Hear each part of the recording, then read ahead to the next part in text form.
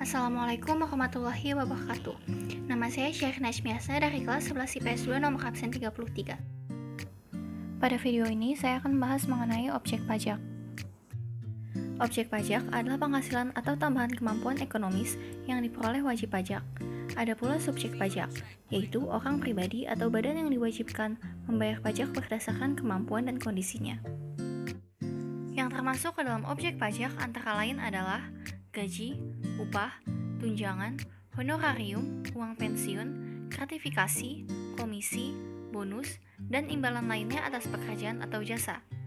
Hadiah yang berasal dari undian atau pekerjaan dan penghargaan.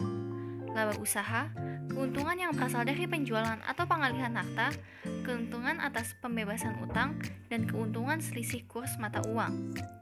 Bunga premium, diskonto, imbalan karena jaminan pengembalian utang, dividen, dan premi asuransi.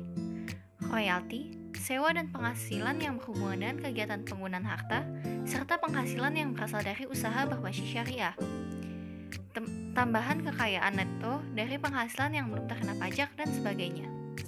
Kemudian, yang termasuk ke dalam subjek pajak antara lain adalah orang pribadi, warisan yang belum terbagi sebagai satu kesatuan menggantikan yang berhak, badan, serta bentuk usaha tetap.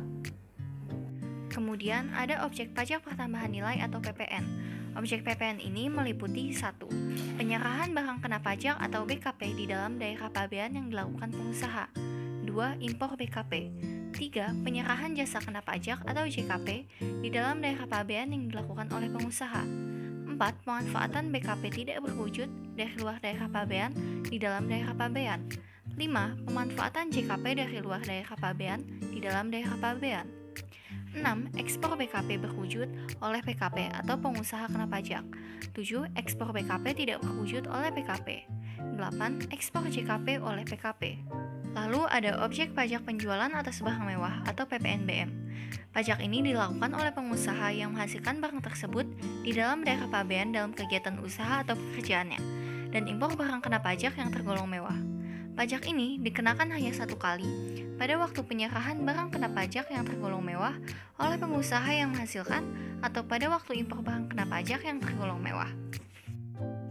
Lalu ada objek pajak bumi dan bangunan atau PBB yang meliputi bumi, yaitu permukaan bumi yang meliputi tanah dan perairan pedalaman, serta laut wilayah Indonesia dan tubuh bumi yang ada di bawahnya.